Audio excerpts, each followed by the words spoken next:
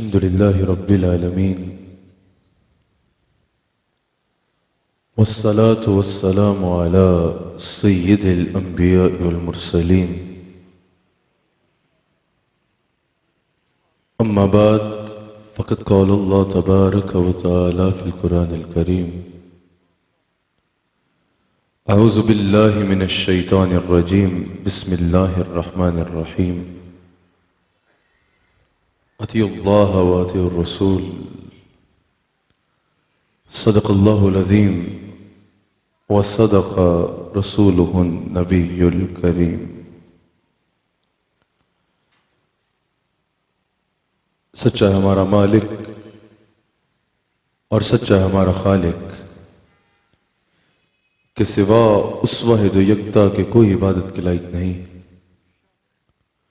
और सच्चे हैं उसके प्यारे हबीब आपके और मेरे आका मौला रहमतुल लिल आलमीन खातमुन नबिय्यीन हज़रत सय्यिदिना व मौलाना मुहम्मदुर रसूलुल्लाह सल्लल्लाहु अलैहि वालैहि वसल्लम,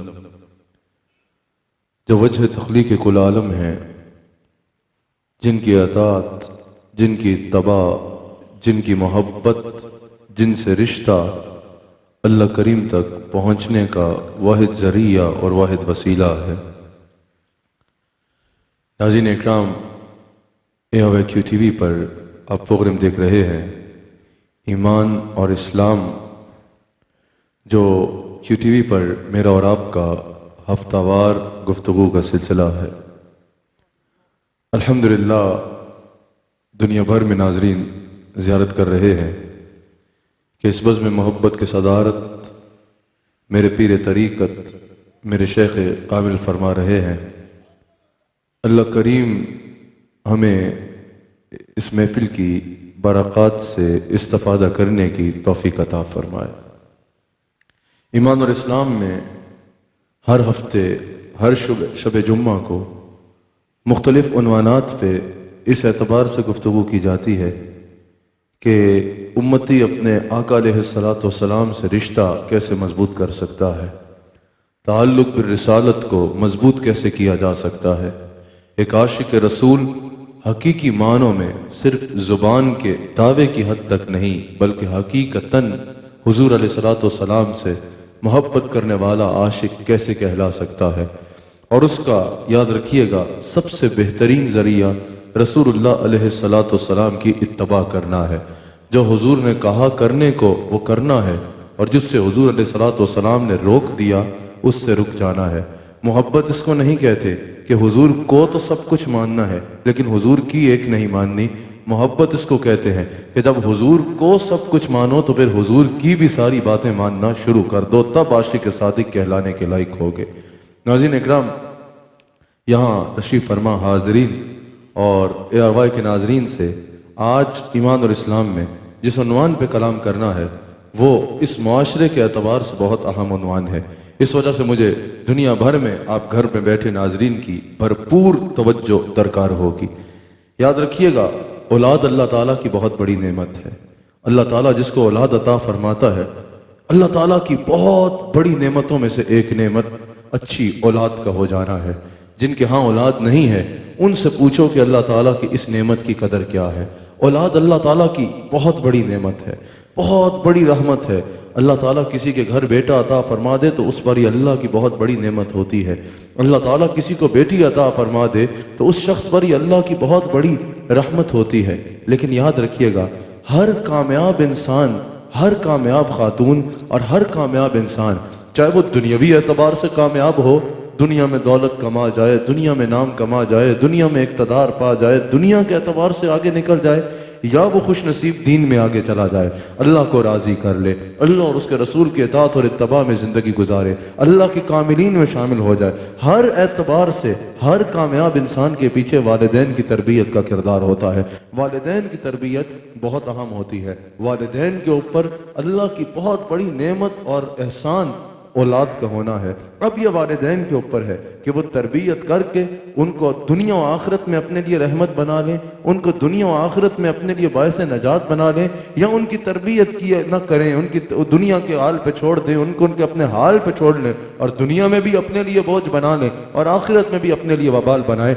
ये वालिदैन के ऊपर है। नाज़रीन इकराम, अल्लाह करीम कुरान करीम में इरशाद फरमाता है, अल्लाह करीम कुरान करीम में अपने बंदों की रहनुमाई फरमाते हुए इरशाद फरमाता है कि ऐ ईमान वालों, अपने आप को और अपनी औलाद को जहन्नुम के आग से बचाओ, आग से बचाओ जिसका ईंधन लोग और पत्थर होंगे। यहां पर अल्लाह करीम हमें हुक्म फरमा रहा है कि हमने अपने आप को और अपनी औलादों को जहन्नुम की आग से बचाना है। यह तब ही मुमकिन है जब हम पहले अपनी इस्लाह करेंगे और फिर अपनी औलाद की इस्लाह करेंगे। सबसे पहले अल्लाह करीम हमें फरमा रहा है, तुम अपनी इस्लाह करो, तुम गुनाहों को छोड़ दो, तुम ये देखो कि जिंदगी को कैसे बसर करना है, शरीयत मोहम्मदी को थाम लो, अल्लाह अपनी जबीनों को जो है वो सजदों के नूर से आबाद कर लो, अल्लाह ताला की बंदगी शुरू कर दो, इबादत में कामिल हो जाओ, फराइज में कोताही ना करो। क्या यही काफी होगा? नहीं, फिर अपने मामलात जिंदगी पाकीज़ा करो, अपनी जिंदगी वैसे गुजारो जैसे अल्लाह और उसके रसूल सल्लल्लाहु अलैहि वसल्लम ने तुम्हें गुजारने को कहा है। अल्लाह की मखलूक के साथ अपनी अखलाकियात को बेहतर करो, तुम्हारी अखलाकियात बेहतर हो, तुम्हारा किरदार बेहतर हो, हर एतबार से तुम ऐसे बच जाओ कि बन जाओ कि तुम अपने आप को जहन्नुम की आग से बचाओ। और जब अपने आप को जहन्नुम की आग से बचाने का इंतजाम करो, फिर तुम्हारी ये जिम्मेदारी है कि वही इस्लाह अपनी औलाद की भी करो, अपनी औलाद को भी जहन्नुम की आग से बचाने की कोशिश करो। इस एतबार से इस्लाह करो कि वो अल्लाह और उसके रसूल के ऐसे फरमाबरदार बन जाएं कि वो जहन्नुम की आग से बच जाएं। याद रखिएगा, ये ऑप्शनल चीज नहीं है, ये अल्लाह ताला का हुक्म है कि औलाद की खैर के मामले में तरबियत करनी है, खैर के मामले में औलाद को बताना है, हर खैर का औलाद को बताना है और हर बुराई से औलाद को रोकना है। और यह हर इंसान की जिम्मेदारी है। औलाद की तरबियत करना नाज़रीन और हाज़रीन कितना जरूरी है, आप हुजूर अलैहिस्सलातु वस्सलाम की इस हदीस से अंदाजा लगाइए। मेरे मुस्तफ़ा अलैहिस्सलातु वस्सलाम का यह फरमान बुखारी में मौजूद है। हुजूर अलैहिस्सलातु वस्सलाम इरशाद फरमाते हैं कि तुम में से हर शख्स की एक रियाया है और वो यकीनन अपनी रियाया का सरबराह है, रियाया को चलाने वाला है, जिसे हाकिम कहा जाता है। यानी तुम में से हर शख्स एक हाकिम है, हर शख्स सरबराह है और उसकी एक अपनी रियाया है और उससे उसकी रियाया के मुतालिक सवाल किया जाएगा, रियाया के मुतालिक पूछा जाएगा। अब ये हुजूर अलैहिस्सलातु वस्सलाम ने सिर्फ सरबराहान मुमलिकत के लिए नहीं फरमाया, ये हुजूर अलैहिस्सलातु वस्सलाम ने सिर्फ सल्तनत के हाकिम या बादशाह के लिए नहीं फरमाया, सिर्फ किसी मुल्क के वजीर आजम या हाकिम के लिए नहीं है। ये हदीस हुजूर अलैहिस्सलाम ने हर एक शख्स के लिए इरशाद फरमाई है। एक मुफलिस से मुफलिस फकीर भी होगा, उसको भी हुजूर अलैहिस्सलातु वस्सलाम फरमा रहे हैं कि तुम भी अपनी रियाया के हाकिम हो, तुम भी अपनी रियाया के सरदार हो और तुम्हारी भी एक रियाया है। उसकी रियाया से मुराद क्या है? जो फैमिली हेड है वो सरबराह है, वो एक हाकिम है और उसके ज़ेरे कफालत उसकी जितनी फैमिली है वो उसकी रियाया है। यानी अगर एक शौहर है, उसकी बीवी उसकी रियाया होगी, उसकी औलाद उसकी रियाया होगी और उससे उसकी औलाद के बारे में, उसकी बीवी के बारे में, उसकी रियाया के मुतालिक सवाल किया जाएगा,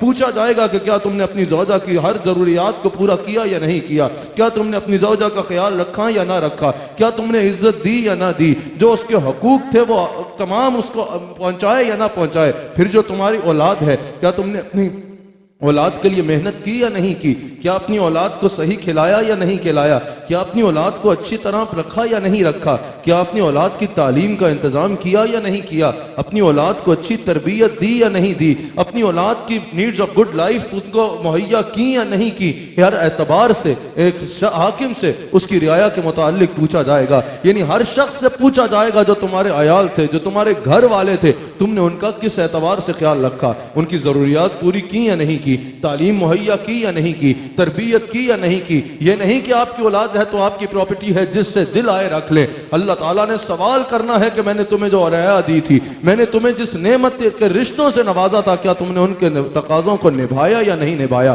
सिर्फ शौहर से ही सवाल नहीं होना, बीवी से भी सवाल होना है, औरत से भी सवाल होना है कि शौहर तो बाहर मसरूफ था, शौहर तो सारा दिन जो है वो बच्चों के लिए रिस्क हलाल की जुस्तजू करता था, सारे घर का बोझ अपने कंधे पे उठाए हुए था। क्या तुमने शौहर के बच्चों की सही से तरबियत की या नहीं की? तुम जो है बस खाना बना के, फिल्में ड्रामे लगा के जो है बस बच्चों को कार्टून पर लगा बैठी, या बैठ के उनकी तरबियत भी की? क्या तुमने उनके खैर के मामले में उनको तरबियत की? क्या फेरी टेल्स ही सुनाते रहे, या रसूलुल्लाह अलैहिस्सलाम की सीरत के वाकयात भी बताए, उनको दीन से वाबस्ता करने की कोशिश भी की? बीवी से भी पूछा जाएगा, क्या सिर्फ सारा माल शौहर ने लाना है, तुमने खाना बनाना है, खिला देना है और बच्चों को दाइयों के हवाले करके प्ले ग्रुप को भेज देना है? ऐसा नहीं है। बीवी से पूछा जाएगा कि तुमने उसके बच्चों की तरबियत में क्या किरदार अदा किया? उसने तो सारा दिन अपना खून पसीना बहाया और कमाया और बच्चों के लिए लेके आया, तुम्हारी जिम्मेदारी थी उनकी तरबियत करना। हुजूर ने फरमाया माँ की गोद पहली दर्सगाह है, क्या तुमने अपना किरदार अदा किया या नहीं किया? आज जो है शौहर क्योंकि सारा दिन बाहर होता है, यह भी जो पूरी दुनिया में इस वक्त मुझे सुना जा रहा है,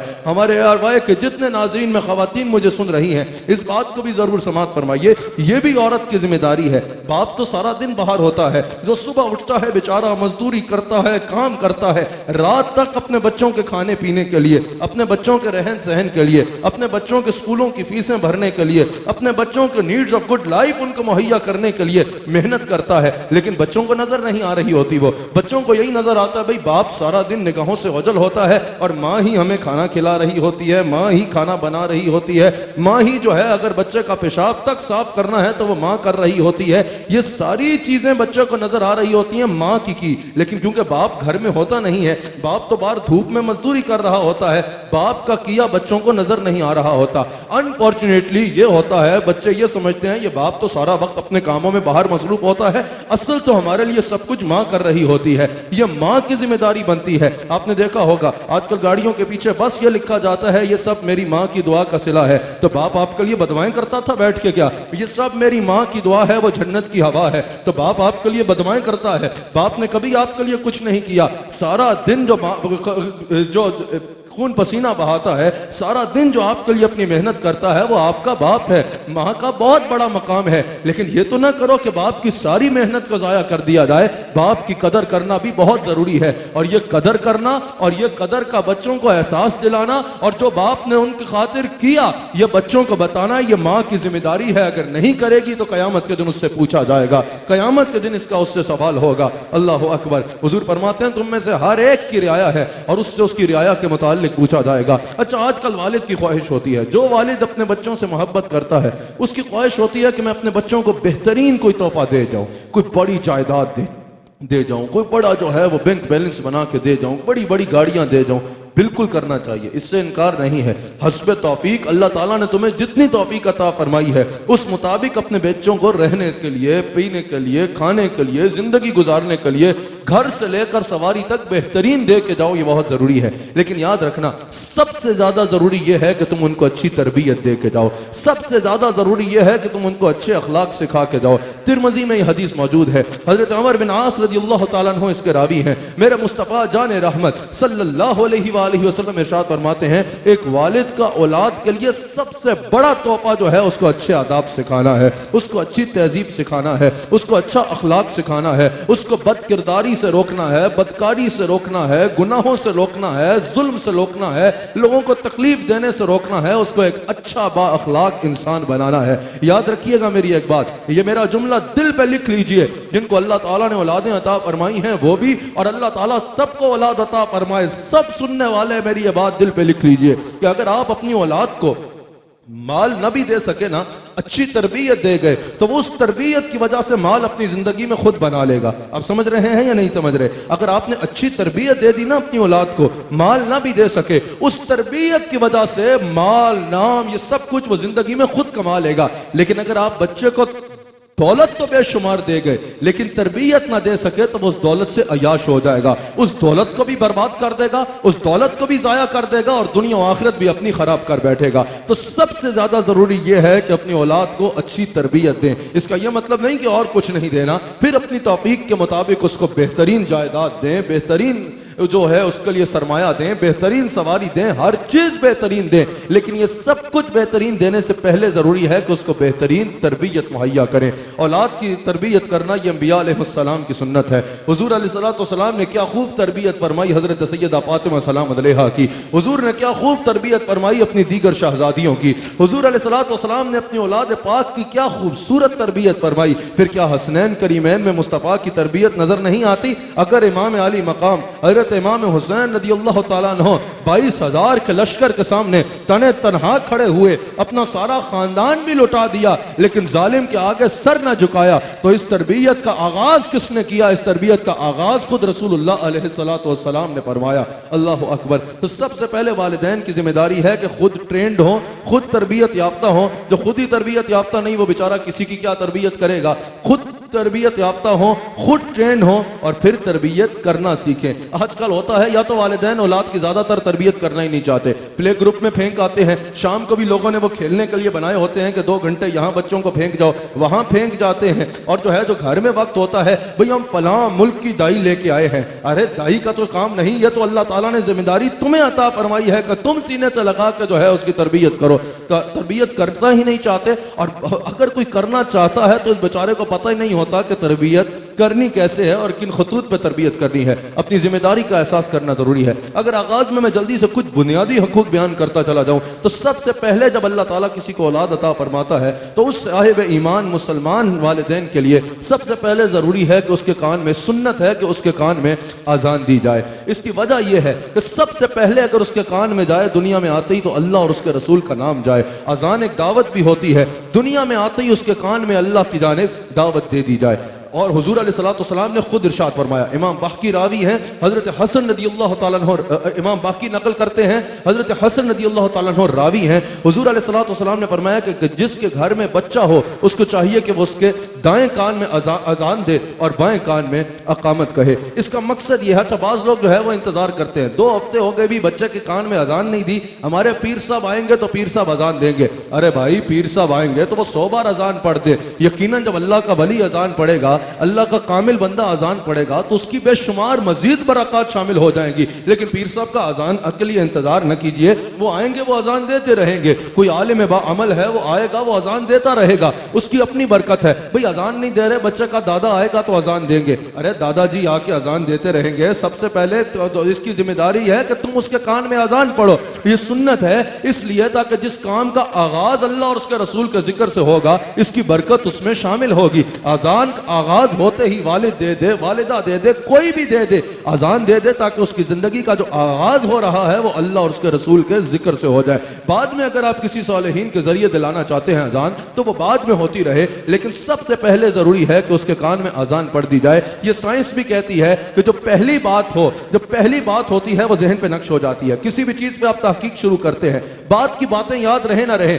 सबसे पहले जो आप सुनते हैं जहन में उसका पॉइंट बन जाता है। तो जिसको पहली बात ही अल्लाह का, जब सोच के बारे में यह है, तो जब अल्लाह का नाम आएगा, अल्लाह के नाम से आगाज किया जाएगा, तो इसकी बरकत क्यों ना शामिल होगी। सबसे जरूरी पहले यह जिम्मेदार हक है औलाद का कि आप जब वो हो तो फौरन उसके कान में अजान दे दीजिए। हजरत इमाम हसन और हजरत इमाम हुसैन की विलादत पर भी हुजूर अलैहिस्सलाम ने खुद उनके कानों में अजान और इकामत पड़ी।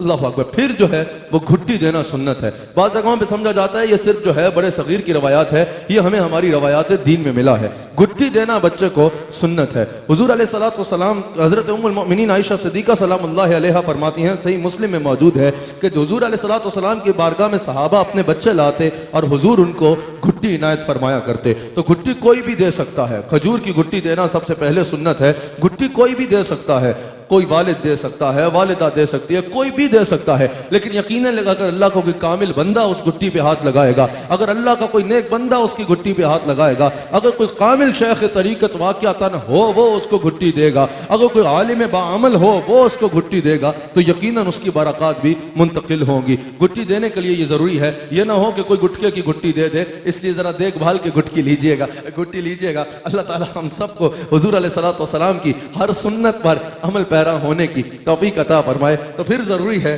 कि इंसान उसको घुट्टी दे। तीसरा हक यह है कि औलाद का सर मुंडाया जाए।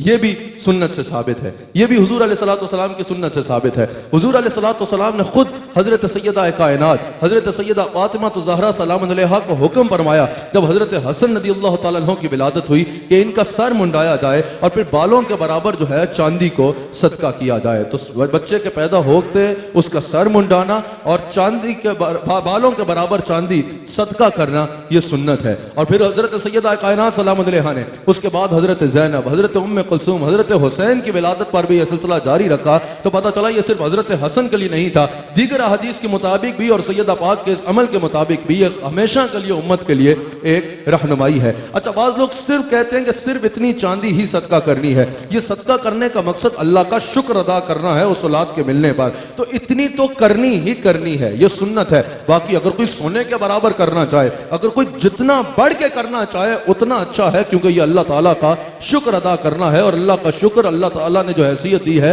उसके मुताबिक अदा करना चाहिए। फिर उसका हक है उसका अकीका करना। लड़के के लिए 2 बकरे अकीका करना और लड़की के लिए 1 करना, ये सुन्नत से साबित है। ये हुजूर अलैहिस्सलातु वस्सलाम के इरशाद से साबित है। 7वें दिन, 14वें दिन, 21वें दिन या 28वें दिन जो है वो अकीका किया जाए, वरना जब भी जिंदगी में कर लिया जाए। अगर अल्लामा फैसल साहब का आज भी अकीका किया जाए तो हो जाएगा, जब भी जिंदगी में अकीका किया जाए वो मुनासिब है और उसे कर लेना चाहिए। हुजूर अलैहिस्सलातु वस्सलाम की सुन्नत से साबित है, बुखारी में मौजूद है। हुजूर अलैहिस्सलातु वस्सलाम इरशाद फरमाते हैं, हजरत सलमान बिन आमिर रज़ियल्लाहु तआला अन्हु रावी हैं, हुजूर अलैहिस्सलातु वस्सलाम ने फरमाया कि बच्चे का अकीका करो, उसका खून बहाओ और उससे आफात को और बीमारियों को और बलाओं को यानी दूर कर लो। जब अल्लाह ताला की शुक्र करते हुए, कोई हदीस बुखारी में मौजूद है, कोई अकीका करता है अपने बच्चे का, उस पर खून बहाता है जानवर का, अल्लाह ताला उसको आफात से, बीमारियों से और बलाओं से महफूज फरमा देता है। लड़के के लिए जैसा मैंने बताया कि 2 और लड़की के लिए 1 करना जरूरी है,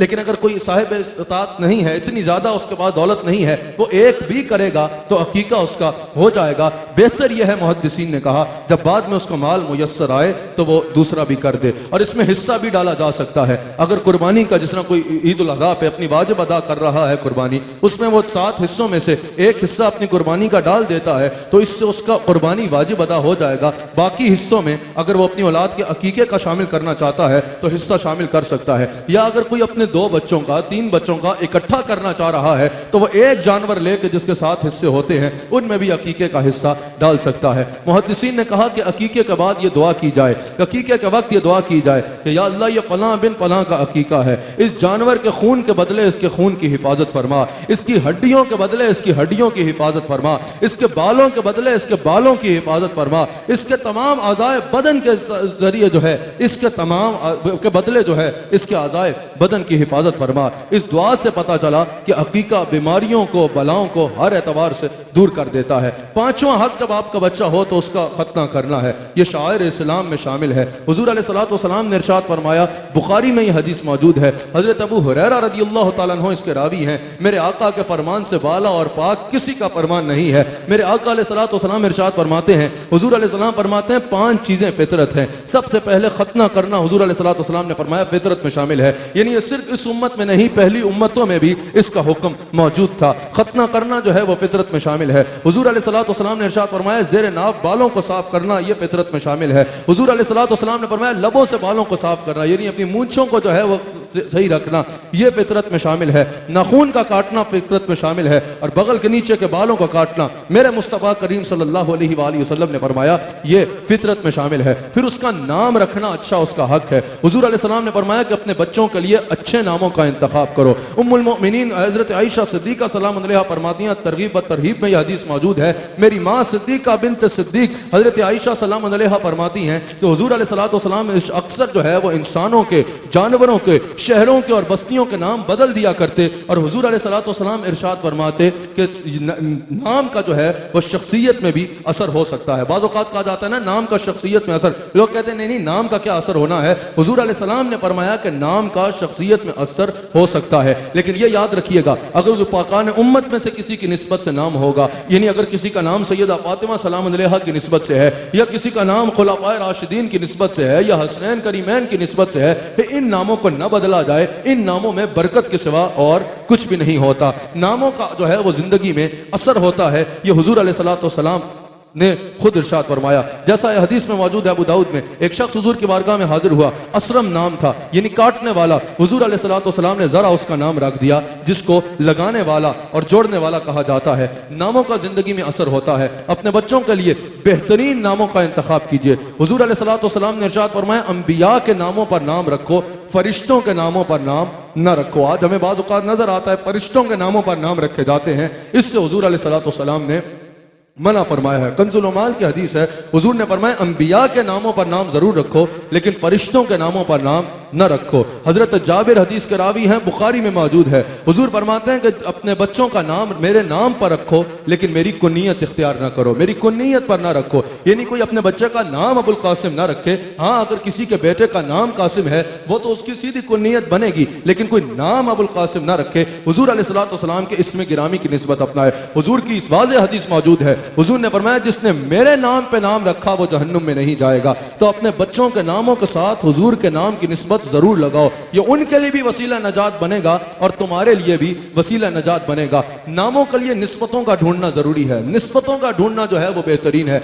आज लोग नया नाम तलाश करना चाहते हैं, बहुत अच्छी बात है, जरूर करना चाहिए, लेकिन ये देखिएगा कि वो नया नाम भी जो हो वो किसी अहले बैत की निस्बत से हो, सहाबा की निस्बत से हो। बहुत अच्छा है कि अंबिया की निस्बत से हो या कुरान और हदीस से हो। अगर निस्बत वाला होगा तो यकीनन उसका जिंदगी में असर होगा। फिर परवरिश की बारी आती है, परवरिश की बात आती है। परवरिश में उसका नान नफका है, उसका खाना पीना है, उसकी तालीम और तरबियत है, यह बेहद जरूरी है। अल्लाह करीम कुरान करीम में इरशाद फरमाता है कि जिसके बच्चे हैं उस पर दस्तूर के मुताबिक उनके रोटी और कपड़ा लाजिम है, यानी औलाद पर खर्च करना हैसियत के मुताबिक अल्लाह ताला इसका वालिदैन को हुक्म फरमा रहा है कि अपनी हैसियत के मुताबिक अपनी औलाद पर जरूर खर्च करो। हुजूर अलैहिस्सलातु वस्सलाम कुरान करीम में अल्लाह करीम इरशाद फरमाता है कि हैसियत के मुताबिक अपने बच्चों पर खर्च करो। सूरह तलाक की आयत नंबर 7 में अल्लाह ने फरमाया। तो जब अल्लाह ताला किसी को हैसियत अता फरमाए, लोग इकट्ठे किए जाते हैं, अपनी अयाशियों में उड़ाना चाहते हैं, अपने आप को घर में बेशक खाने को कुछ नहीं है,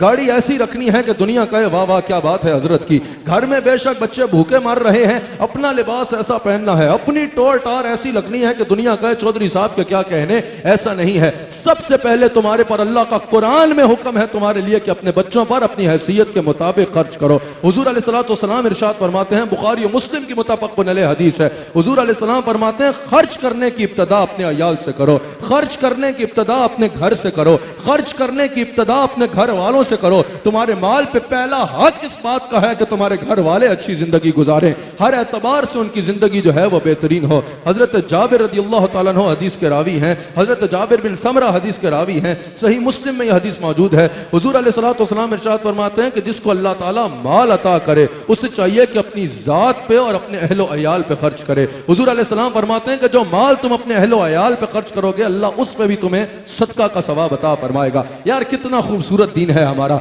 इंसान अपने घर वालों पे खर्च कर रहा होता है, अपने बच्चों पे खर्च कर रहा होता है, अपने ही बच्चों की जरूरियात पूरी कर रहा होता है और अल्लाह ताला उसके नामा अमाल में उसको सदका मुरत्तब फरमा रहा होता है। क्या खूबसूरत दीन है हमारा। सही मुस्लिम में यह हदीस मौजूद है, हजरत अबू हुरैरा रज़ियल्लाहु तआला अन्हु इसके रावी हैं। हुजूर अलैहिस्सलातु वस्सलाम इरशाद फरमाते हैं कि जिसके पास एक दिरहम है, जिसको अल्लाह ताला दिरहम अता करे, अल्लाह ताला उसको यानी माल अता करे।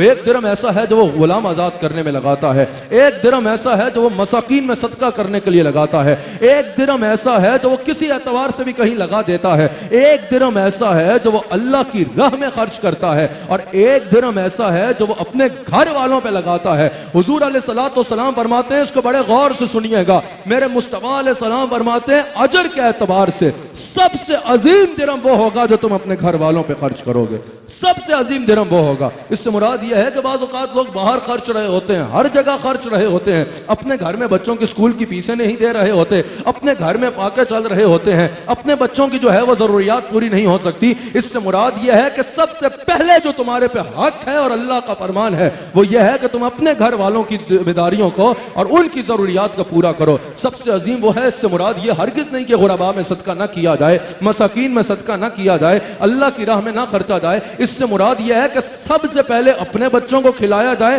फिर जो बच जाए, फिर जो ऊपर माल हो उससे औरों की मदद की जाए। सबसे पहले अपने बच्चों को लिबास पहनाया जाए, फिर उसके बाद जो है वो औरों को लिबास पहनाया जाए। सबसे पहले अपने बच्चों की जरूरियात पूरी की जाए, अपने अहलो अयाल की, अपने वालिदैन की, अपने घर वालों की जरूरियात पूरी की जाए, उसके बाद दूसरों की जरूरियात को पूरा करना इसका दीन हुक्म देता है। अल्लाह अकबर। जैसा हुजूर अलैहिस्सलातु वस्सलाम की बारगाह में एक शख्स हाजिर हुआ, या रसूल अल्लाह सल्लल्लाहु अलैहि वसल्लम मेरे पास 1 दिरहम है, मैं क्या करूं? हुजूर अलैहिस्सलाम ने फरमाया अपनी जात पे खर्च दो। कहा या रसूल अल्लाह एक और है, एक और दिरहम है। हुजूर अलैहिस्सलाम ने फरमाया उसको अपने अहलो अयाल पे खर्च दो, अपने अहले खाना पे खर्च दो, अपनी बीवी पे खर्च दो, अपने बच्चों पे खर्च दो। कहा या रसूल अल्लाह एक और दिरहम है। हुजूर ने फरमाया उसको अल्लाह की राह में सदका कर दो। ये तरतीब हुजूर अलैहिस्सलातु वस्सलाम ने खुद फरमाई कि अगर अल्लाह ताला तुम्हें माल अता फरमाए तो उसको इस एतबार से खर्चना है। लोग कमा तो लेते हैं, खर्च करना बोझ समझते हैं। अबे कब्र में लेके जाएगा क्या ये माल? हुजूर अलैहिस्सलातु वस्सलाम वाज़ेह फरमा रहे हैं अगर अल्लाह माल अता करे अपने पे खर्चो, अपने अहले खाना में खर्चो, और फिर जो बचे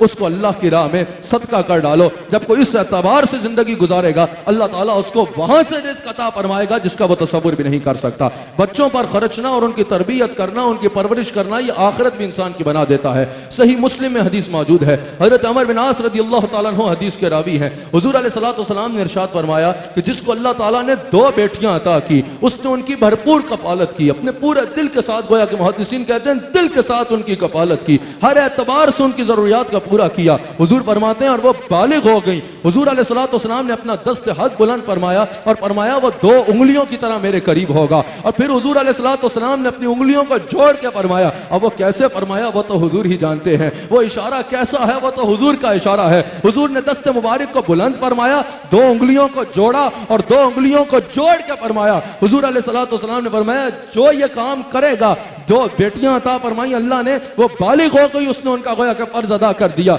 हुजूर फरमाते हैं कि वो इस तरह तो कयामत के दिन मेरे करीब होगा जिस तरह ये 2 उंगलियां करीब हैं। जिस तरह 2 उंगलियां जोड़ लो तो करीब होती है ना, हुजूर फरमाते हैं कयामत के दिन वो मेरे ऐसे करीब होगा। क्या बात है मेरे मुस्तफा अलैहिस्सलाम की। लेकिन याद रखिएगा इससे मुराद ये नहीं है कि सिर्फ बच्चों पे खर्चना है। कुरान करीम में सूरह बकरा की आयत नंबर 215 में अल्लाह करीम ने इरशाद फरमाया कि आपसे जो माल के मुताल्लिक सवाल करते हैं उनको फरमा दीजिए कि तुम्हारे माल पर सबसे पहला हक तुम्हारे वालिदैन का है। सबसे पहले यह हक है। बाज बदबख्त और बदनसीब ऐसे होते हैं अपनी जिंदगी बेहतरीन गुजारते हैं, अपनी औलाद पे खूब खर्च रहे होते हैं, अपनी बीवी पे खूब खर्च रहे होते हैं, लेकिन वालिदैन के घरों में फाके होते हैं, वालिदैन को ओल्ड हाउस में छोड़ आते हैं, वालिदैन जो है वो मुफलिसी की जिंदगी गुजार रहे होते हैं। ऐसे बदबख्त को अपनी आखिरत की फिक्र करनी चाहिए। तुम्हारे माल पे सबसे पहला हक जो अल्लाह ने रखा है वो तुम्हारे वालिदैन का रखा है। तुम्हारी जिम्मेदारी सबसे पहले यह है कि जिन्होंने तुम्हें यहां तक पहुंचाया, जब उनकी खिदमत का वक्त आए तो तुम उनकी खिदमत में अपना हदिया अकीदत पेश करो। अल्लाह अकबर। जहां बच्चे की पैदाइश से लेकर उसके नान नफ्के तक जिम्मेदारियां हैं जिनको मैंने बयान किया, वहीं एक बहुत जरूरी जिम्मेदारी उसकी तालीम और तरबियत है। हुजूर अलैहिस्सलाम ने जैसा मैंने बयान किया फरमाया कि एक बाप के लिए सबसे बेहतरीन जो तोहफा है अपनी औलाद के लिए वो उसको अच्छी तालीम और अच्छी तरबियत देना है। हुजूर फरमाते हैं कि अल्लाह ताला उन वालिदैन पर रहम फरमाए जो अपने औलाद की फरमाबरदारी में उनका साथ देते हैं, उनमें ताउन करते हैं। यानी औलाद पे इतना बोझ नहीं डाल देते जिसकी वो ताबेदारी कर ही ना सके। ताबेदारी का यानी गोया के नाजायज फायदा नहीं उठाते। अगर वो ताबेदार हैं तो उन पे इतना बोझ ही नहीं डाल देते कि बेचारे वो सोचें कि हमने ताबेदारी क्यों की। हुजूर फरमाते हैं कि बेहतरीन वालिदैन वो हैं, अल्लाह उन पर रहम फरमाए जो उनकी ताबेदारी में उनके साथ ताउन करते हैं। लेकिन अगर ताबेदार औलाद है तो उसके ऊपर ऐसा काम नहीं डाल देते जो वो कर ही ना सके। अल्लाह अकबर। फिर जरूरी यह है तरबियत और तालीम में, अगर आप कितना बदनसीब वालिदैन है वो जो अपने औलाद को धंधा तो सारा सिखा दें,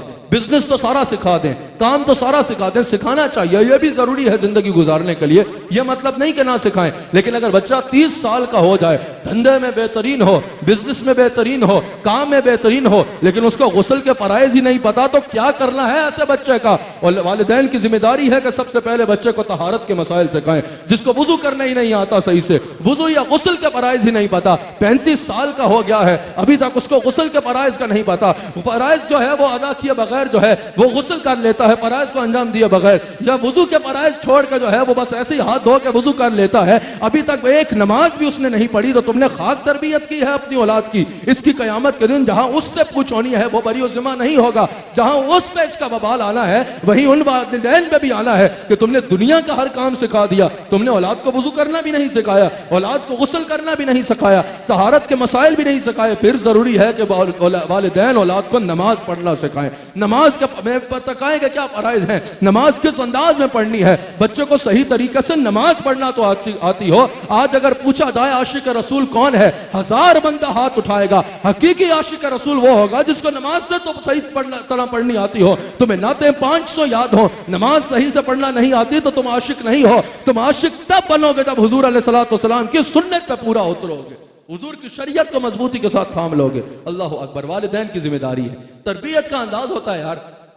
हमारे पाकिस्तान में बड़े मशाइख में एक शेख हैं जिनको हजरत बाबा फरीद मसूदगंज शकर रहमतुल्लाह अलैह कहा जाता है। उनकी वालिदा ने क्या खूब तरबियत की। तमाम खवातीन जो इस वक्त मुझे सुन रही हैं उनके लिए मिशल राह है, पर मैंने थोड़ी देर बयान करना है अगर मुझे करने दिया जाए, कि तमाम वालिदैन जो हैं उनके लिए ये बात जो है वो मिशल राह है। समझ आ रही है? बड़ी भरपूर आप सबकी मुझे तवज्जो दरकार है। सबसे जरूरी यह है वालिदैन का तरबियत करना, और तरबियत का अंदाज क्या हो। आपकी तवज्जो है सबकी, पूरे नाजरीन की भी मुझे तवज्जो दरकार है। बाबा फरीद रहमतुल्लाह अलैह की वालिदा उनको कहा कर नमाज की तरकीब देती थी। अच्छा, ये जो अंदाज है, ये जो आप सुनेंगे आपको खुद अंदाजा हो जाएगा, ये 15 साल के बच्चे को ऐसे नहीं बहलाया जा सकता, 10 साल के बच्चे को भी ऐसे नहीं बहलाया जा सकता, 8-9 साल का भी बच्चा मेरी समझ के मुताबिक तो इतना समझदार होता है कि उसको जो है ऐसे नहीं बहलाया जा सकता। मेरा ख्याल है यकीनन ये उससे भी कम उम्र की बात है। अरे तो बाबा फरीद की वालिदा कहती कि बेटा नमाज पढ़ोगे ना, जब उठ के जब बिस्तर छोड़ोगे गरम बिस्तर और अल्लाह के हुजूर सजदा रेज दोगे ना, नमाज पढ़ोगे तो तुम्हारे मुसल्ले के नीचे से शक्कर निकलेगी, अल्लाह शक्कर खिलाएगा। वो क्या करती, मसल्ला बिछाती और नीचे रात को शक्कर रख दिया करती। बाबा फरीद उठते, सजदे करते, जब फजर के बाद मसल्ले के नीचे से देखते तो शक्कर निकला करती। बड़े शौक से खाया करते कि अल्लाह को सजदे किए, अल्लाह ने शक्कर भेजी है। अल्लाह अकबर। एक रात ऐसा हुआ बाबा फरीद की वालिदा शक्कर रखना भूल गई। अब उनको सुबह ख्याल आया कि आज जब मसूद उठेगा वो देखेगा कि शक्कर तो नहीं है, उसके कहीं उस जज्बे में कमी ना आ जाए, या जब उसको पता चलेगा ये तो वालिदा रखती थी, कहीं जज्बे में कमी ना आ जाए, कहीं वो जो रूटीन है इसको छोड़ ना दे। एक खौफ आया। अल्लाह अकबर। बाबा फरीद उठे, नमाज पढ़ी। सुबह वालिदा ने पूछा, फरीद शक्कर निकली थी क्या? कहा कि जितनी रोज निकलती थी आज तो उससे ज्यादा निकली, और जो शक्कर का मजा आज आया वो तो पहले कभी आया ही नहीं। बाबा फरीद की वालिदा उसी वक्त सजदे में गिरी, या अल्लाह तेरा शुक्र तूने मेरी लाज रखी और मेरे फरीद के सजदों को कबूल फरमा लिया। जब माएँ ऐसी होंगी ना तो फिर बच्चे बाबा फरीद जैसे आएंगे। अगर माँ घर में खाना पकाएगी उस वक्त भी बच्चों को कार्टून लगा के दे देगी, चलो उस वक्त के लिए गुंजाइश दे देते हैं। अगर बाद में जो है खुद अपना ड्रामा लगा के बैठ जाएगी, पूरी जो है वो सीरियल कहते हैं, सीरीज कहते हैं, उनको जो है वो किसते, आपको तो पता होगा, सीडी तो होती है, सीरी की बात कर रहा हो, वो मुकम्मल करेगी। पूरा जो है एक से जान छूटेगी दूसरे में फंस जाएगी, दूसरी से जान छूटेगी तीसरी में फंस जाएगी, अंग्रेजी से जान छूटेगी पंजाबी में फंस जाएगी। ऐसे ड्रामे देखती रहेगी और बच्चों को मोबाइल पे कहेगी बेटा कार्टून देखो, नगमे सुनो, जो है वो नर्सरी राइम सुनो। तो अरे तुमने ड्रामा बन के रह जाना है और उसने भी बड़े होकर कार्टून बनना है। अगर चाहते हो तुम्हारे घर में बाबा फरीद जैसे बच्चे आए, अगर चाहते हो तुम्हारे घर में अहमद सरहंदी जैसे बच्चे आए, अगर चाहते हो कि शेख अब्दुल कादिर के गुलाम तुम्हारे घर में पैदा हो, तो किरदार भी उनकी माँ वाला अपनाना होगा, किरदार भी उनकी माँ वाला अपनाना होगा। माँ कार्टून दिखाती रहे तो बच्चों को क्या फरिश्तों ने आकर सिखाना है, फरिश्तों ने आकर बच्चों की तरबियत करनी है। अल्लाह ने तुम्हें जिम्मेदारी दी है, ड्रामे फिल्में छोड़ो और अपने बच्चों की तरबियत पे तवज्जो दो। समझ आई या नहीं आई? ज़ाहिरी तौर पे तरबियत करना ज़रूरी है, बातनी तौर पे अकायद की तरबियत बहुत ज़रूरी है, अकीदे की तरबियत करना अपनी औलाद की बहुत ज़रूरी है। अगर हुजूर के मामले में पक्का अकीदा ना हुआ ना तो सब कुछ मुंह पे मार दिया जाएगा। अकीदा तौहीद सिखाना अपनी औलाद को ज़रूरी है, अकीदा रिसालत सिखाना अपनी औलाद को ज़रूरी है, अकायद अहले सुन्नत के साथ बांध देना अपनी औलाद को, यह वालिदैन की जिम्मेदारी बनती है, यह वालिदैन की जिम्मेदारी बनती है। अकीदा कोई नॉर्मल चीज़ नहीं है, अकीदा वो है जिसमें अमाल की इमारत खड़ी होती है। अगर रसूलुल्लाह की जात में अकीदा कमजोर है तो सब कुछ मुंह पे मार दिया जाएगा, कुछ नामा अमाल में मुरत्तब नहीं होना। अल्लाह अकबर। वालिदैन का तरबियत याफ्ता होना और ट्रेंड होना जरूरी है। वालिदैन का ट्रेंड होना, तरबियत याफ्ता होना बेहद जरूरी है। वालिदैन को अपनी जिम्मेदारी का एहसास होना जरूरी है कि हमने अपनी औलाद की तरबियत करनी है, और फिर यह सोचना जरूरी है कि हमने अखलाक के एतबार से, दीन के एतबार से, अकायद के एतबार से, माशरती अखलाकियात के एतबार से हमने किन खतूत पे जो है वो बच्चे की तरबियत करनी है, उनका तयन करना जरूरी है। ज़हनी तौर पे वालिदैन तैयार ही नहीं होते, बस औलाद हो गई उससे पहले उसका कमरा बनाना है, अच्छा अजाना झूला लेके आना है, फिर जो है उसके लिए खिलौने लाने हैं, सब कुछ लाओ भाई, लेकिन सबसे जरूरी यह है बैठो आपस में और सोचो कि अब हमारे सर पे जिम्मेदारी आ रही है, औलाद आ रही है, हमने उसकी तरबियत करनी है तो किन खतूत पे करनी है। आजकल हमारे माशरे में यह मसला दरपेश है, या तो जैसे मैंने पहले कहा तरबियत करना आती नहीं ही, और अगर आती भी है तो तरबियत के लिए तैयार ही नहीं होते। अगर वालिदैन खुद तरबियत के लिए तैयार ही नहीं होंगे, ज़हनी तौर पे उनको तैयारी ही नहीं होगी कि हमने अपनी औलाद की तरबियत करनी है, ये बिल्कुल ऐसे ही है जैसे कोई बगैर पढ़े यूनिवर्सिटी में पढ़ाने बैठ जाए, तो शागिर्दों का तो सच्चा नाश होना है। अगर कोई शेख तरीकत बन के बैठ जाए, उसको खुद रूहानियत की अलिफ बे नहीं आती, तसव्वुफ का कुछ पता ही नहीं है, तरीकत का कुछ पता ही नहीं है, शरीयत के बारे में आगाह ही नहीं है, खुद उसको रूहानियत की जो है नुक्ता भी नहीं पता, और जो है लोगों की रूहानी मनाजिल तय कराने का जामिन मान जाए, तो मुरीदों बेचारों का सत्यानाश ही होना है ना, उन मुरीदों का बेड़ा गर्क ही होना है। बिल्कुल ऐसे ही अगर कोई वालिदैन खुद ही तरबियत याफ्ता नहीं है, वो किसी की खाक तरबियत करेंगे, औलाद की तरबियत कैसे करेंगे? अल्लाह अकबर। हुजूर अलैहिस्सलातु वस्सलाम का यह इरशाद सुनिए, मेरे मुस्तफ़ा अलैहिस्सलातु वस्सलाम का यह इरशाद बुखारी में मौजूद है, और इससे आपको अंदाजा होगा कि वालिदैन की तरबियत कितनी अहमियत की हामिल है। हुजूर अलैहिस्सलाम फरमाते हैं हर बच्चे की विलादत जो है वो फितरत पर होती है। आप समझ रहे हैं, कोई ईसाई पैदा नहीं होता, कोई हिंदू पैदा नहीं होता, कोई यहूदी पैदा नहीं होता, हर बच्चे की विलादत फितरत पे होती है। हुजूर फरमाते हैं ये वालिदैन हैं जिनके जरिए वो ईसाई बन जाता है, यहूदी बन जाता है, या जो है वो मजूसी बन जाता है, या उस पे अल्लाह का करम हो तो मुसलमान हो जाता है। वालिदैन की तरबियत इतनी जरूरी है, यानी बच्चा पैदा होते ही अपने मजहब का तयन करने के लिए भी, जिसपे उसकी तमाम आखिरत का दारो मदार है, मुनहसिर है उसके आखिरत के मामला, जिस पर अपने मजहब का तयन करने के लिए भी बच्चा वालिदैन की तरबियत का मोहताज होता है। यहां से अंदाजा लगाएं कि वालिदैन की तरबियत कितना जरूरी है। आगे अल्लाह उस पर करम करे, वो मुसलमान हो जाए तो उसका मुकद्दर, वरना इमाम गजाली इस हदीस में तबसरा करते हुए कहते हैं कि बच्चे वालिदैन के पास अल्लाह की अमानत है। बच्चे का दिल साफ आईने की तरह होता है, जैसे आईने के सामने आप जो करो आईने में वही आ रहा होता है ना, इसी तरह बच्चे के सामने आप जो करोगे उसने वही करना है। तो हर बात पर जरूरी है कि वालिदैन तरबियत हासिल करें और उनकी बेहतरीन तरबियत करें, उनकी बेहतरीन तरबियत सर अंजाम दें। आप देखते होंगे बच्चों के सामने आप जो करो वो करते हैं, आपको यहां से अंदाजा हो गया ना, मजहब भी उसका वो होता है जो उसके वालिदैन का होता है। आगे चल के इतनी अहमियत के हामिल है तरबियत, अकीदे के मामले में भी यही होता है। तो वालिदैन को अपने अकायद हर चीज दुरुस्त रखना जरूरी है, क्योंकि उनका अक्स उनके बच्चों की जिंदगी में आना है। एक चीज आप बच्चों के आगे देखते होंगे, जो करोगे बच्चों ने उसको कॉपी करना होता है। आप सर पे हाथ रखोगे वो सर पे हाथ रखेंगे, आप उनको जैसे चल के दिखाओगे वो वैसे चल के दिखाएंगे, आप उनके आगे अगर घोड़े की तरह चलोगे वो वैसे चलना शुरू कर देंगे, अगर सही से चलोगे वो वैसे चलेंगे, जो जिस तरह बोलोगे वो उस तरह बोलेंगे, जिस लहजे में बोलोगे वो उस लहजे में बोलेंगे। वालिदैन इसको गेम समझ रहे होते हैं, ये गेम नहीं है, ये जिसको आप गेम समझ रहे होते हो ये अपनी जिंदगी के तौर तरीके तय कर रहे होते हैं, ये उनकी जिंदगी का तौर तरीकों की बुनियाद बन रही होती है। यह बेहतरीन वक्त है उनकी तरबियत करने का, बिलखुसूस 4 साल से लेकर 10 साल तक जो बच्चों की उम्र होती है, आप जो करते हो वो उसको कॉपी करने की कोशिश करते हैं। यह बेहतरीन है कि इससे पहले कि वो बदकारों का अपना आइडियल बना ले, वालिदैन अपने बच्चों के आइडियल बन जाए, वालिदैन अपने बच्चों की खूबसूरत अंदाज में तरबियत करें। ये गोल्डन टाइम, सुनहरे लम्हात होते हैं औलाद की तरबियत करने के लिए। फिर याद रखिएगा, घर का माहौल अच्छा होना औलाद की तरबियत में बहुत मैटर करता है, कि घर का माहौल अच्छा हो, घर का माहौल पाकीज़ा हो, घर का माहौल जो है वो दीन के मुताबिक हो। बड़ी गौर से मेरी बात सुनिएगा, घर का माहौल बहुत इंपॉर्टेंट होता है। और वालिदैन जो मुझे सुन रहे हैं पूरी दुनिया में इस वक्त, अगर आप तरबियत के एतबार से अपने बच्चों पर सबसे बड़ा एहसान करना चाहते हैं तो वो ये है, अपने बच्चों के सामने झगड़े ना करें, अपने बच्चों के सामने आपस में लड़ाई झगड़े ना करें, अपने बच्चों के सामने बिला वजह के बहस मुबाहिसे ना करें। रिश्तों में होता है, इख्तलाफात हो जाते हैं, बच्चों के सामने ऐसे झगड़े ना करें,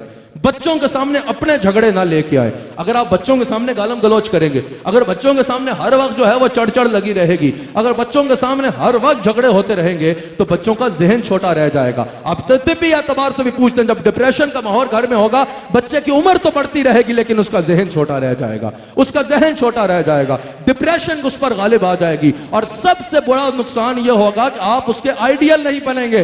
अरे बाप को अपने बच्चे का आइडियल होना चाहिए। जब वो बाप को हर वक्त शोर शराबा करते देखेगा और मां को हर वक्त जो है वो चक करते देखेगा, तो क्या वो वालिदैन उस बच्चे के आइडियल बनेंगे? हरगिज आइडियल नहीं बनेंगे। फिर वो अपने आइडियल ढूंढने खुद निकल जाएगा, और फिर वो जिस तरह के भी आइडियल ढूंढ के ले आए, आपको उस पर फिर गिला करने की जरूरत नहीं है और ना हक है। आपके पास जब वक्त था, आपने उसके आगे आइडियल बनना था ना। अगर आप आपस में खुशगवार माहौल में रहेंगे, घर का माहौल डिप्रेशन में क्रिएट नहीं करेंगे, घर के माहौल में अगर आप अपने घर का माहौल जो है वो मोहब्बत भरा रखेंगे, तो आपकी औलाद भी आपकी तरह की सुकून वाली जिंदगी गुजारना चाहेगी। आपकी औलाद के भी आप आइडियल बनेंगे, आपकी औलाद आपसे सीखेगी और आपकी औलाद का जहन बढ़ना शुरू हो जाएगा। फिर जो आप कहोगे आपकी औलाद वो करेगी। एक बाप के लिए सबसे बड़ी कामयाबी यह होती है कि बेटे का आइडियल वो बाप बन जाए। बेटा उस रास्ते पे चले जो बाप का रास्ता है। यह तब होगा जब बाप अपने वक्त का बड़ा हिस्सा अपने बच्चे की तरबियत में देगा, अपने बच्चे की तरबियत में देगा।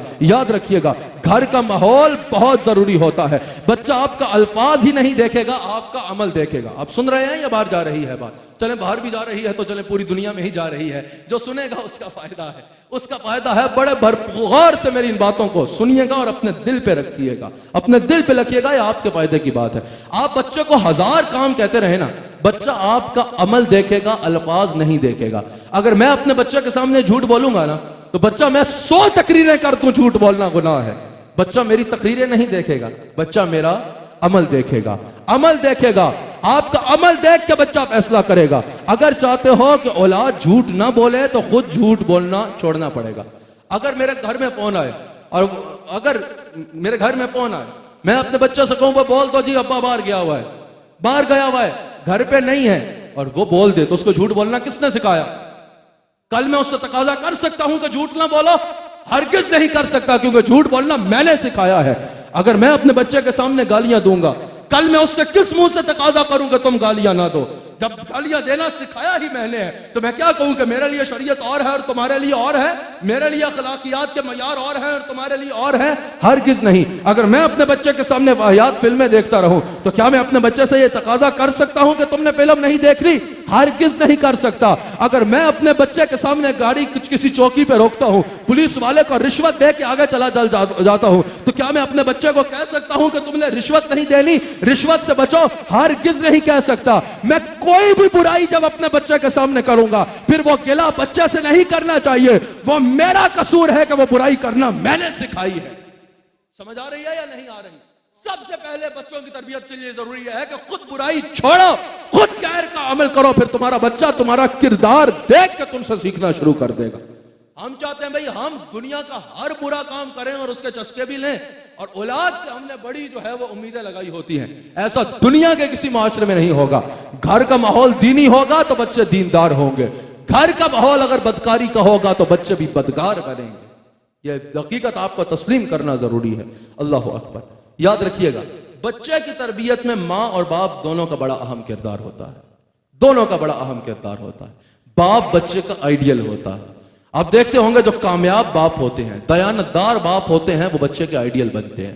एक दीन के खादिम का बच्चा है, और अगर वो सही तकाजों पे दीन की खिदमत कर रहा है तो बच्चा खुद ब खुद उस खिदमत की तरफ माइल हो जाता है। एक शेख तरीकत है, जरिया मुआश नहीं बनाया बल्कि हकीकतन लोगों का ताल्लुक अल्लाह और उसके रसूल से जोड़ा, बच्चा भी उस लाइन पे आ जाता है। समझ आ गई? अगर कोई आलिम शरीयत है, आलिम है, हकीकी मानों में दीन की खिदमत कर रहा है, तो बच्चा भी आलिम बनता है, दीन की खिदमत करता है, उसी लाइन पे आ जाता है। कोई पायलट है, अच्छा कामयाब पायलट है, बच्चा भी उसी लाइन पे आएगा, पायलट बन जाए।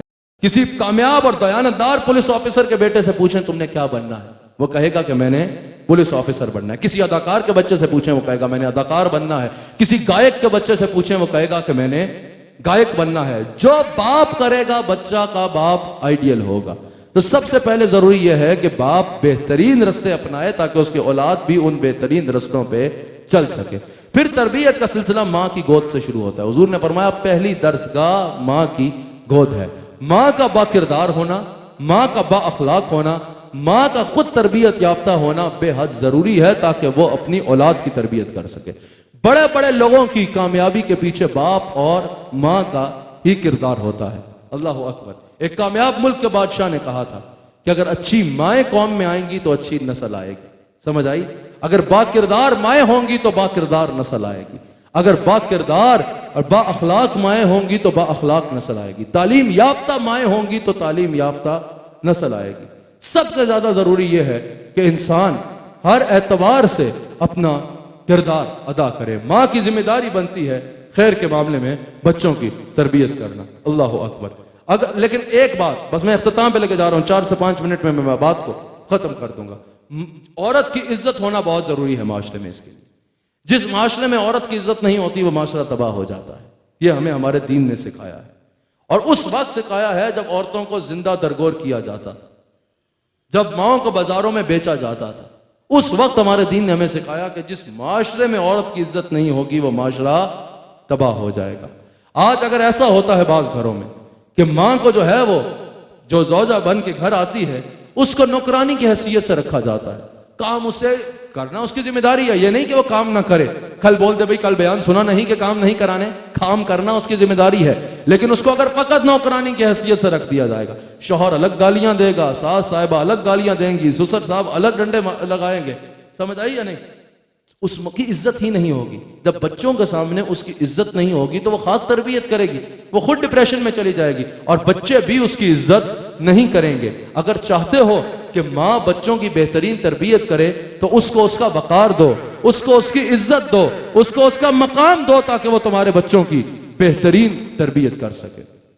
सबसे ज्यादा जरूरी है। आज हम ये भी देखते हैं कि बच्चों के साथ बाज़ औक़ात नौकरों वाला सलूक किया जाता है। समझते हैं कि भाई हम बच्चों की जरूरियात पूरी कर रहे हैं, तब वो मैंने गालियां दें जो करें हमारा हक है, हम उनको खिलाते हैं पिलाते हैं सब कुछ करते हैं। अब हमें उन्हें मारना है, डांटना है, गालियां देनी है, जो करनी है करें, वो हमारे नौकर है। ऐसा नहीं है भाई। ये सब तुम्हारी खिदमत करना उसकी जिम्मेदारी है, उसकी दीनी जिम्मेदारी है कि वह तुम्हारी खिदमत करे।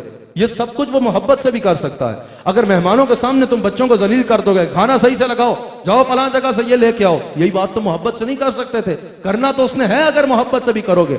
अगर छोटे बहन भाइयों के सामने बड़े बहन भाइयों को जलील कर दोगे तो क्या वो छोटे बहन भाई अपने बड़े बहन भाइयों का खाक एहतराम करेंगे क्या? अगर आप अपनी औलाद को इज्जत नहीं देंगे, आपकी औलाद आपके साथ इज्जत महसूस नहीं करेगी तो वो आपके साथ कंफर्टेबल नहीं होगी। और अगर वो आपके साथ कंफर्टेबल नहीं होगी तो वो आपके साथ चल भी सही तरीके से नहीं पाएगी, आपकी बात को भी दिल पे रकम नहीं करेगी। अगर चाहते हो तुम्हारी औलाद तुम्हारे साथ जुड़ जाए तो औलाद को इज्जत देना सीखो। हजरत अनस हदीस के रावी हैं, इब्ने माजा में हदीस मौजूद है। हुजूर अलैहिस्सलातु वस्सलाम फरमाते हैं अपनी औलाद को इज्जत दो और उनको अच्छे आदाब सिखाओ। इज्जत भी देनी है लेकिन बिगाड़ना भी नहीं है, अच्छे आदाब भी सिखाने हैं लेकिन इज्जत और प्यार के माहौल में सिखाने हैं। फिर फेवरेटिज्म जहां हो जाता है वहां औलाद का सत्यानाश हो जाता है। बाज़ औक़ात ऐसा होता है औलाद में से 1 या 2 बच्चे फेवरेट हो जाते हैं, बस उन्हीं के ऊपर सारी तवज्जो रह जाती है और बाकी बच्चे निगलेक्ट हो जाते हैं। याद रखिएगा, जो बच्चे वालिदैन की तरफ से लैक ऑफ अटेंशन की वजह से अपना सेल्फ कॉन्फिडेंस खो बैठते हैं, दुनिया के किसी शोबे या किसी मकाम में भी फिर उनका सेल्फ कॉन्फिडेंस बहाल नहीं किया जा सकता। बच्चों के दरमियान अदल करो। बाज़ औक़ात ऐसा होता है बेटी फेवरेट हो जाती है, बेटा निगलेक्ट हो जाता है, या बेटा फेवरेट हो जाता है, बेटी निगलेक्ट हो जाती है। अगर कोई स्लो भी है ज़हनी तौर पे तो तुम्हारा तो बेटा है ना, तुम नहीं उसकी तरबियत करके उसको सीने से लगा के आगे चलाना है। औलाद के दरमियान अदल करना बहुत जरूरी है। यह भी मेरे मुस्तफ़ा ने फरमाया है। दुनिया का कौन सा मामला होगा जिसमें मेरे नबी की तालीम मौजूद नहीं है। हुजूर अलैहिस्सलाम की हदीस से हुजूर फरमाते हैं औलाद के दरमियान अदल करो, और हुजूर फरमाते हैं यहां तक कि अगर बोसा भी दो ना एक के सामने दूसरे को तो दूसरे को भी बोसा दो। बोसा देने में भी अदल करो ताकि वो तुम्हारे बेहतरीन मुआविन बन सके। हुजूर अलैहिस्सलाम ने अपनी बेटी हजरत सैयदा फातिमा को कैसी इज्जत दी। हुजूर फरमाते हैं कि मेरी बेटी फातिमा मुझसे ऐसे प्यार करती है जैसे माँ अपने बच्चे के साथ प्यार करती है। ये हुजूर की हदीस है, ऐसी मोहब्बत। और हुजूर अलैहिस्सलाम इरशाद फरमाते हैं इज्जत कैसी थी कि जब सैयदा पाक हुजूर की बारगाह में आती तो हुजूर अलैहिस्सलाम इस्तकबाल के लिए खड़े हो जाया करते। वालिद अपने बेटे औलाद के इस्तकबाल के लिए खड़ा हो रहा है, और वालिद भी वो जो इमामुल अंबिया है, जो तमाम नबियों के इमाम हैं, अपनी साहबजादी के इस्तकबाल में खड़े होकर बताया कि औलाद को इज्जत कैसे देनी है, शफकतन मोहब्बतन खड़े होकर हुजूर अलैहिस्सलातु वस्सलाम इस तरह का मामला फरमाया करते। आखिरी हदीस सुन लीजिए, हुजूर फरमाते हैं अपने बच्चों को 3 चीजों का आदाब सिखाओ। सबसे पहले उनको अपने नबी की मोहब्बत सिखाओ। उनको बताओ ये जो तुम्हें हक मिल रहा है, ये तुम्हें हक तुम्हारे नबी ने दिया है। बेटी को बताओ तुम्हें जिंदा दरगोर कर दिया जाता था, मेरा नबी है जिसने तुम्हें रहमत बताया है। अपनी औलाद को सब कुछ दो और देते हुए ये बता देना, तुम्हें पता है मैं तुम्हारा इतना ख्याल क्यों रखता हूं, नबी ने कहा है ये रखने को। तुम्हें पता है मैं तुम्हारे इतने प्यार क्यों करता हूं, तुम्हारे नबी ने ये कहा है। बेटी को बोलो तुम्हें पता है मैं सीने से क्यों लगाता हूं, तुम्हारे नबी ने कहा है। तुम्हें पता है कि तुम्हारे दरमियान ऐसा अदल क्यों रखा है प्यार और मोहब्बत में, तुम्हारे नबी ने कहा है। फिर बताओ तुम्हें पता है रोटी किसके नाम की खा रहे हो, तुम्हें पता है ये इज्जत किसके सदके से मिल रही है, तुम्हें पता है आज जो कुछ मिलता है या किसके सदके से मिलता है। हर खाना खिलाने से बताओ ये खाना मदीने से आ रहा है, मदीना पाक से आ रहा है, ताकि उसके दिल में रसूलुल्लाह की मोहब्बत बढ़ जाए। फिर हुजूर अलैहिस्सलातु वस्सलाम ने फरमाया अपने नबी की अहले बैत की मोहब्बत सिखाओ, नबी अलैहिस्सलाम के अहले बैत का प्यार सिखाओ। फिर हुजूर ने फरमाया कुरान करीम की तिलावत के आदाब सिखाओ। अल्लाह ताला हम सबको औलाद से तरबियत करने की तौफीक अता फरमाए। जाते जाते आखिरी जुमला, बाप कामयाब कौन है? कामयाब बाप वो है जो अपने बच्चों से दोस्ती का ताल्लुक रखता है, और नाकाम बाप वो है जिसके आने पे बच्चे डर के भाग जाए, अब्बा आ गया भागो। समझ आई? ये भी हदीस का मफहूम कि कामयाब बाप वो है कि जो घर में आए तो बच्चों के चेहरे पे मुस्कुराहट आ जाए, बच्चे आकर लिपट जाए अपने बाप से कि हमारा बाप घर आ रहा है, डर के भाग नहीं जाए। अल्हम्दुलिल्लाह मेरे शेख तरीकत है, आज मैं जो कुछ आपके सामने हूं अपने शेख की तरबियत की वजह से हूं। मैं आपको अल्लाह और उसके रसूल की कसम उठा के कहता हूं, आज आपके सामने मैं जो कुछ हूं, जो बात कर रहा हूं, इस सारी की सारी तरबियत है और फैज है मेरे मुर्शिद करीम, मेरे शेख कामिल का। तरीका अपनाना होगा, साथ लगाना होगा, मोहब्बत का अंदाज अपनाना होगा, प्यार का अंदाज अपनाना होगा। खैर मैंने जो कुछ आपके आगे बयान किया, जो अपने शेख को करते देखा, उसको तफसीर के तौर पर बयान किया। अल्लाह ताला हम सबको रसूलुल्लाह अलैहिस्सलातु वस्सलाम का नमक हलाल वफादार रखे। इसके साथ ही प्रोग्राम का वक्त इख्तिताम पे पहुंचता है। नाज़रीन इकराम, QTV पे अगले हफ्ते इसी वक्त इसी चैनल पे इसी दिन एक नए उन्वान के साथ आपसे फिर मुखातब हूँ।